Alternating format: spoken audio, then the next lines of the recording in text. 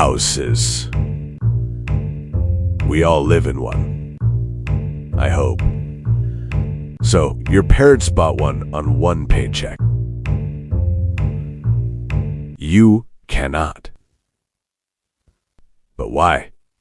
Let's talk about what happened. Like, why can anyone afford houses anymore? 1950s, America.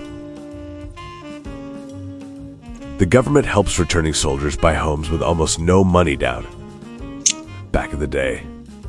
The GI Bill. Land is cheap, building is cheap. Everyone builds outward forever. One paycheck buys a house, car, and dinner regularly. This becomes normal. It was actually a very specific lucky moment. Yep, a specific lucky moment. Economists measure this with a number, price-to-income ratio. How many years of your paycheck does a house cost? In the 1950s and 60s, that number is around 2 or 3. So like 2 or 3 years. So that's insane. That's a good thing. 2 or 3 years of pay, and that buys the whole house. Could you believe that? Keep that number in your head. Don't forget that. Decades later. Wages go up slowly. But house prices go up, not slowly. By the 2020s, that ratio is 7-8, sometimes way higher in big cities. 7 to 8. Even more than you, actually. Same idea, way more paychecks required. Way more paychecks. So, that's a little problem. Reason 1, zoning. What is zoning, you ask? Many cities made rules. Only single houses allowed here. No apartments. Even where tons of people want to live. So housing supply stops matching the number of people who want in.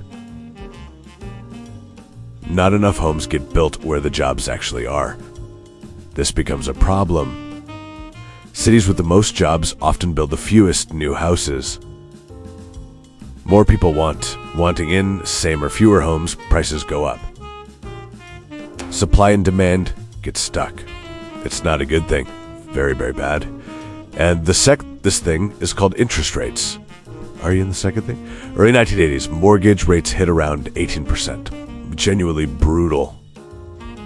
But home prices back then were still low income. Still low relative to income. So the paycheck was rough, but the overall price wasn't insane yet. That combination changed later, not in your favor. Our favor. She isn't in yet. Risky loans, price collapses, foreclosures everywhere. You'd think crashing prices would make homes easier to buy. But, actually, that's not what happened next. Big investment companies buy up huge numbers of cheap, foreclosed homes. Not to live in them, to rent them out.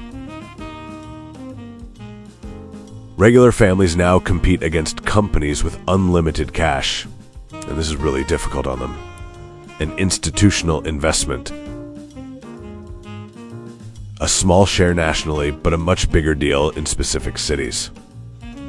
Never mind the market correcting itself, it's not quite occurred. Meanwhile, the newer generation has other builds first anyway.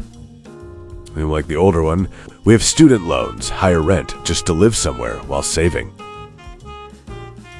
Childcare costs, healthcare costs, they're all up. They're no longer in the 1980s. Less money left over each month for a future down payment. The saving up part got a lot slower for ordinary reasons. Building costs are also gotten much higher. Materials cost more. Labor is harder to find. Fewer people go into construction trades than a generation ago. Because, more education and stuff like that. So new homes take longer and cost more to actually build. More people want to live in fewer specific places. So, jobs cluster in metro areas. People follow jobs. Housing in those places didn't grow anywhere near as fast because, it's slow. Everyone converging on the same few doors. So actually, it's not one villain. It's a stack. It's a stack, not one thing. Yeah, we got that? Zoning limits what gets built. Rates and prices moved apart unevenly. People can't afford it. Investors added extra competition. Wages didn't keep pace. Costs kept rising. Anyone alone would be annoying. Altogether is the actual problem. There's too much problems. So here's where things sit now. In a lot of major cities, that ratio is deep into double digits. 10, 12, and probably even more, your average payslip. Renting for years just to save a down payment while rent climbs too. This is not good. It's not laziness. It's arithmetic. So what do people actually propose doing about it? One side says build more houses, especially apartments and near jobs, or near job YIMBY.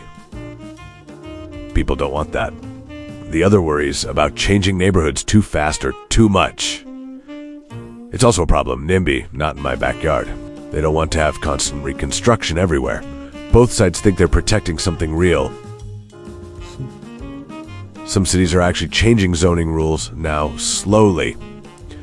Keep that in mind. Allowing more duplexes, apartments, and smaller units. Remote work also lets some people move to cheaper areas entirely, so that's really good. None of this fixes it instantly. It's a slow, grinding correction. Possibly the most honest phrase in this whole video. So why can't you buy a house like your parents did? Or your grandparents even, probably. Not one reason, but there's many. Zoning, rates, investors, wages, cost, locations, all stacked at once. The house didn't get better. It got more expensive to be allowed to want one. More expensive to want one. Yep. And that's housing in a nutshell, really. A very lucky decade, mistaken for a permanent rule. Houses will probably stay like this instead of the 1980s. It wasn't a rule, it was just a moment, a really good moment. If only it'd stay like that for the rest of our days. Oh, I guess we're leaving now. And don't forget to subscribe.